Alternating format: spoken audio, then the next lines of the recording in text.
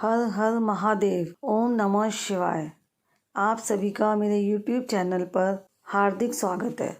आज की इस वीडियो में आप जानने वाले हैं आषाढ़ मास के कृष्ण पक्ष के प्रदोष व्रत के बारे में। साल 2022 में इस बार आषाढ़ मास के कृष्ण पक्ष का प्रदोष व्रत रहेगा 26 जून रविवार के दिन।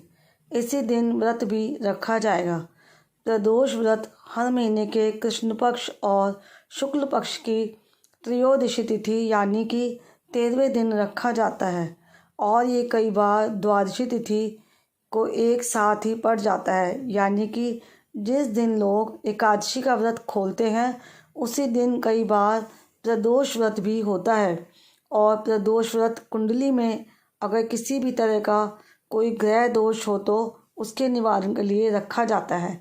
साथ ही जो भक्त भगवान भोलेनाथ को बहुत मानते हैं, भगवान भोलेनाथ का आशीर्वाद प्राप्त करना चाहते हो, या जिन लोगों के विवाह में कोई बाधा आ रही हो, जिन लोगों को संतान सुख प्राप्त नहीं हो रहा हो, जीवन में कैसी भी बाधा हो, अगर आपका भगवान शिव के प्रति अटूट विश्वास है तो आपको प्रदोष व्रत रखने से इन सभी बाधाओं से मुक्ति मिल सकती है।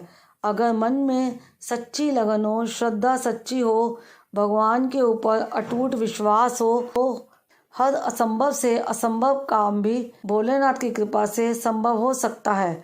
किसी भी प्रदोष व्रत में अन्न का या नमक का सेवन नहीं करना चाहिए।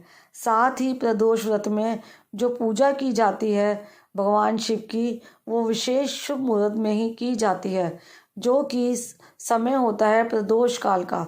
प्रदोष काल का समय होता है सूर्यास्त से 45 मिनट पहले और सूर्यास्त के 45 मिनट बाद का समय। अगर आपके पास सुबह के समय ज़्यादा समय नहीं है, सुबह विधिवत पूजा नहीं कर सकते हैं, अगर आपके पास कथा भी पढ़ने का सुबह के वक्त समय नहीं है तो फिर आप शाम के समय भगवान शिव की विधिवत मंत्रों के साथ व्रत की कथा पढ़कर या सुनकर और आरती करके पूजा ज़रूर करें। कहते हैं कि भगवान भोलेनाथ तो केवल एक लोटा जल से ही प्रसन्न हो जाते हैं। अगर आपके पास भगवान को अर्पित करने के लिए कोई भी सामग्री नहीं है तो ऐसे में आप सच्चे मन से भगवान से क्षमा मांगते हुए केवल एक लोटा गंगा जल भी भगवान को अर्पित कर सकते हैं। शाम के समय जो पूजा की जाती है उसमें भगवान शिव का अभिषेक किया जाता है। अगर आप चाहें तो आसपास शिव मंदिर में जाकर शिवलिंग की पूजा करें, बहुत अच्छा रहेगा। शिवलिंग के पास बैठकर की गई पूजा बहुत जल्दी फलित होती है। प्रदोष व्रत के दिन न केवल भगवान शिव की पूजा करनी चाहिए बल्कि पूरे शिव परिवार की पूजा करनी चाहिए। इस दिन विवाह संबंधी जो भी बाधाएं हैं उन्हें दूर करने के लिए भगवान शिव के साथ साथ माता पार्वती की भी पूजा करनी चाहिए। रविवार का दिन है और रविवार का दिन सूर्य देवता को समर्पित होता है। ऐसे में जो लोग भी प्रदोष व्रत रखना चाहते हों उन्हें सुबह के समय जल्दी उठकर स्नान आदि से निवृत्त होकर सूर्य देवता को अर्घ्य देना चाहिए। फिर हाथ में जल या पुष्प लेकर प्रदोष व्रत रखने का संकल्प इस प्रकार लेना चाहिए कि हे भोलेनाथ, आपको मेरा प्रणाम है। आज मैं आषाढ़ मास के कृष्ण पक्ष का रवि प्रदोष व्रत रखने जा रही हूँ। ऐसे में इस व्रत को रखने में मुझे कोई भी बाधा ना आए। जाने अनजाने में अगर व्रत के दिन मुझसे कुछ भी गलत हो जाए तो हे भोलेनाथ, आप तो दयालु हैं, मेरे सभी अपराधों को क्षमा कीजिएगा और मेरी मनोकामनाओं को पूर्ण कीजिएगा। इस संकल्प के साथ आपके हाथ में जल है उसे भगवान शिव के चरणों में अर्पित कर दीजिए।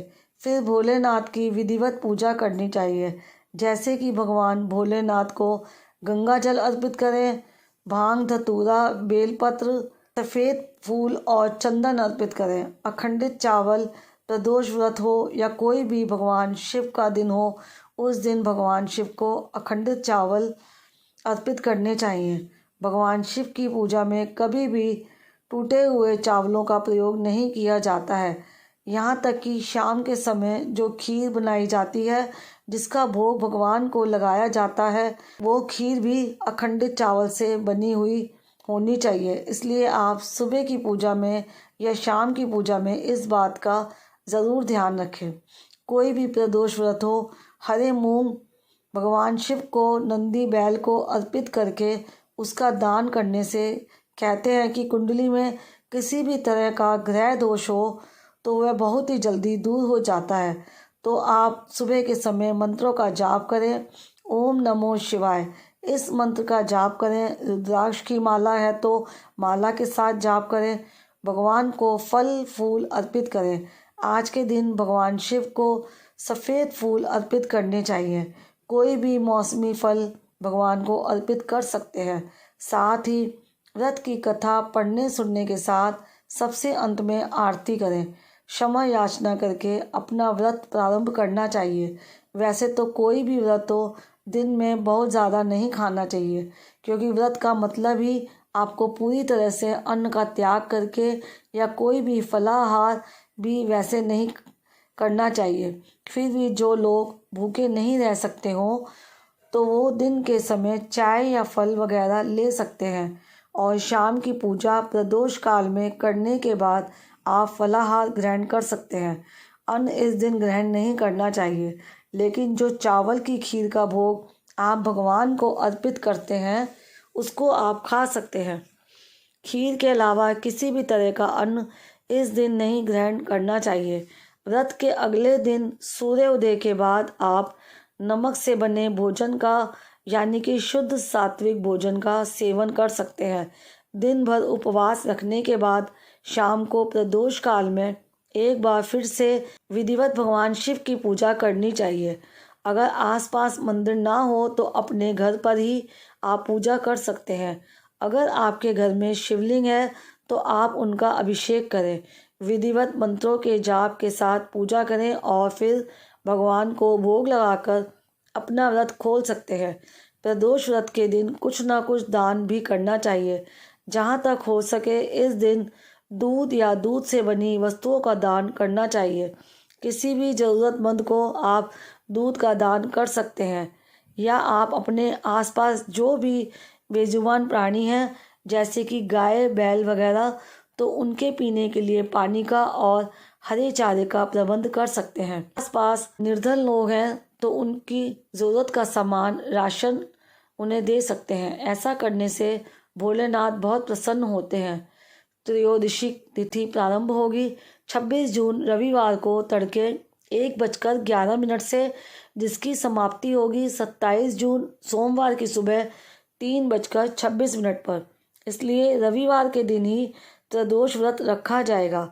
जो लोग प्रदोष व्रत के दिन प्रदोष काल के समय घर से बाहर होते हैं, शाम के समय पूजा नहीं कर सकते हैं, तो जो लोग जहाँ पर भी हों वहाँ पर अगर 2 मिनट के लिए भी भगवान शिव का ध्यान करके या किसी भी विशेष मंत्र का जाप करके भगवान शिव से क्षमा याचना कर लें, और अगर संभव हो तो प्रदोष काल के समय किसी भी आसपास लोगों को कुछ ना कुछ दान कर दें, तो कहते हैं प्रदोष काल की पूजा भगवान शिव स्वीकार कर लेते हैं।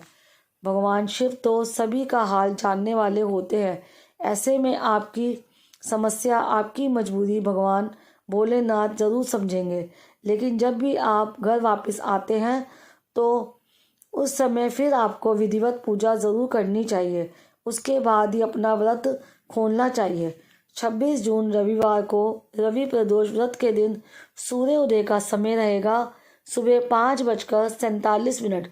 सूर्यास्त का समय रहेगा शाम 7:12 और प्रदोष काल का समय रहेगा शाम 6:27 से लेकर 7:52 तक। इसी विशेष मुहूर्त में आपको भोलेनाथ की पूजा करके अपना उपवास खोल लेना है।